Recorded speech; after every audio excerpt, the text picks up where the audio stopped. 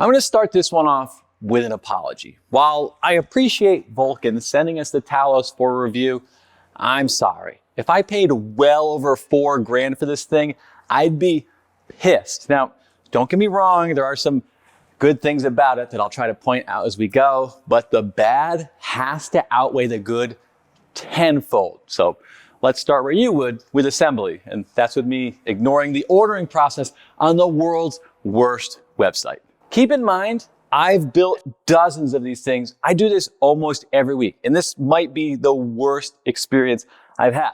If you take a look at these sick instructions, everything's done in 4 easy steps, except, step 2, where it's actually like 35 steps in one. And the problem with that is, I'll give you a great example. When we put this bottom cross member in, we put it upside down. Now, how would we know it's upside down? We wouldn't, because there's no indication on the freaking directions. So I put the weight stack on and then realized it's upside down, got to take it apart and do it all again. The hardware, there's a bunch of different sizes, but they're all within 5 millimeters of each other, and you have no idea what's what. They're caked in grease, so there's just grease and oil on everything here. And I basically resulted in building it by looking at the low-res, grainy-ass pictures they've got on their website. But that's not even that bad. Once I got it together, which took me days, by the way, I put Rogue's Rhino trainer together, a much more complex machine than this, in 4 hours. This took days. And once it was done, I got this. Woo! We dancing with that cable slack. Now you think that's bad? I spent another half a day tweaking, modifying, and changing things to get it this good. And I have about a 50 email comment chain back and forth with the company trying to figure out what I did wrong. And I didn't do anything wrong. You know what they told me?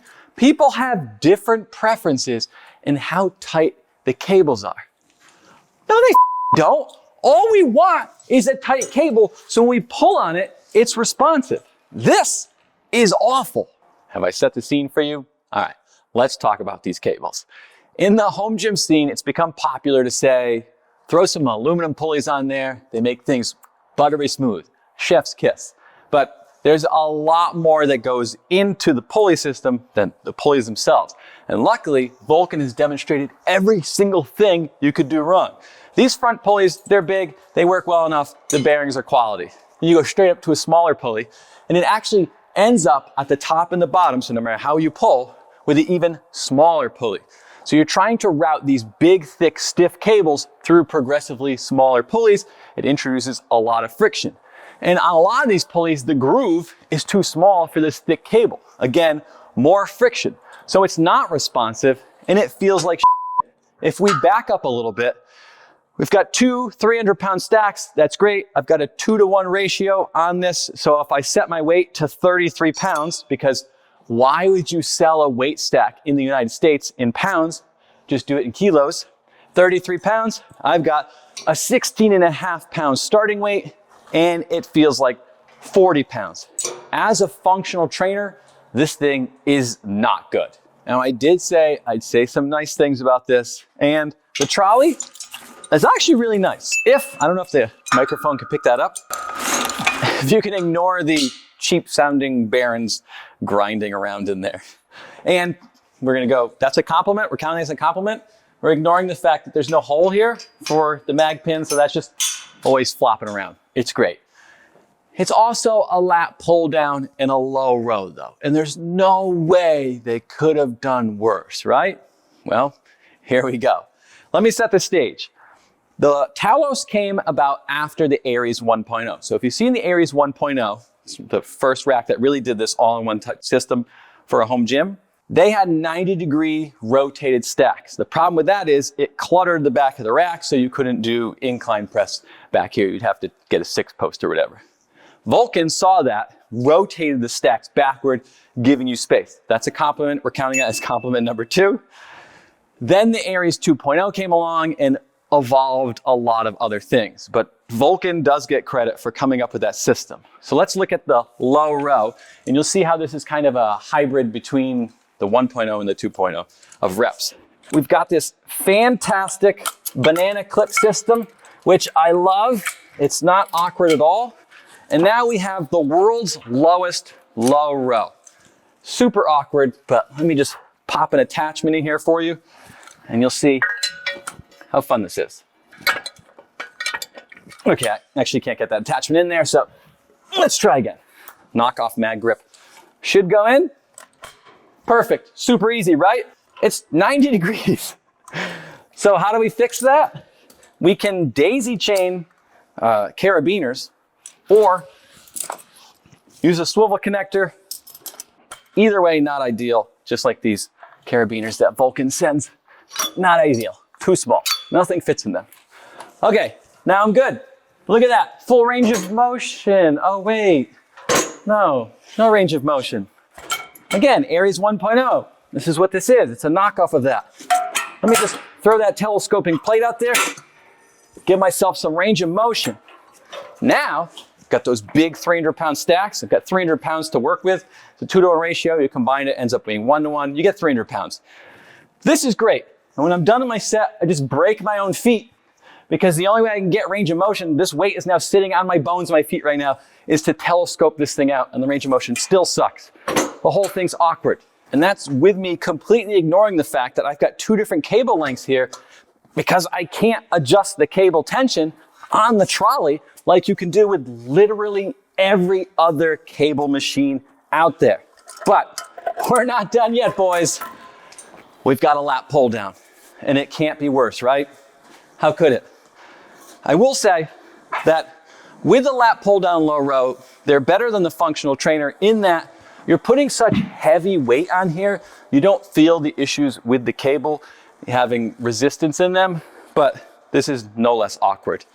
So I've got dual pull points up here, which I can attach 2 different ways. Vulcan gives you this plate that you can strap up here, AKA like Reps Aries 1.0, or I can click in the aluminum bar. Compliment to Vulcan, I don't know what number we're up to here. I like when companies give you aluminum attachments for overhead things. That way you're not worrying about that big heavy attachment knocking you out or knocking some teeth out. But here we go. We clip one in. Clip the other side. Super good. No problems there. Set our weight. And I do like Vulcan's lap bar. It's easy to set up, or at least easier than dual leg rollers, but probably a little less versatile. And all we gotta do is come over here and set the pin. Just as, easy as that. And I set my height wrong, but I'm not gonna do that again. That sucked. Here we go. Drop it into place, pretending I got the height right. Again, I don't feel the cable resistance.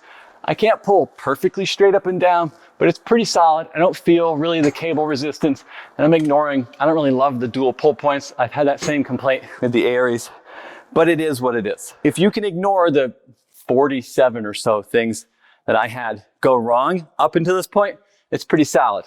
One more thing you do have to ignore, if I can get that down, is this lap bar holder. I don't know why. Why wouldn't you design one where it fits in the space it's supposed to fit? Now, as a rack, it's not that bad. Another great compliment from me. But the thing people have to realize is there's absolutely no benefit to me in making this review. Vulcan's never gonna work with me again. I have to deal with their wrath, and my affiliate is dead. I've been sent cease and desist. I've been quoted in lawsuits, and there are a lot of companies that won't work with me. Sorry, Newell. Nobody makes content like this because why would you? It's better to just go put a positive spin on something and collect your affiliate money. This video won't make me money. It'll lose me money. A lot of it. So go subscribe so my kids can at least pretend I had a successful YouTube channel before one of these companies offs me. All right, about the rack though. It's just your typical 3x3 rack with 1-inch holes and equal 2-inch hole spacing, right? Yeah, no. It does have those specs in some places, but for example, your 4-way equal hole spacing is not throughout the rack, which I'll come back to. This is actually Sorinex's hole spacing where the lines or the holes are in line with each other, which means you can't put attachments close to each other because they're sharing the same hole. Up here, you'll see the hole spacing and sizing changes, but it's 1/2-inch holes, not 5/8. Why would you do 5/8? Well, every 3x3 rack is 1 inch or 5/8. So at least if they switched there, you could kind of make an argument, but they didn't. And then that's the same on the cross members, except there's no holes vertically on the cross members, which kills your versatility. I can't use band pegs on this thing if I had a 6-post rack. I can't attach anything here. I can't store anything here like I do on my other racks. Let's say I wanted to put an actual pull-up bar on here. I could use my Black Widow training gear pull-up extension bars, except not here because the holes are different. Now, Vulcan does have this prototype pull-up bar that you can put up here, right? Kind of works, except to install it, I have to remove my lap bar holder. So, you know, just another clunky example of a half-assed solution. I'm sorry, Vulcan.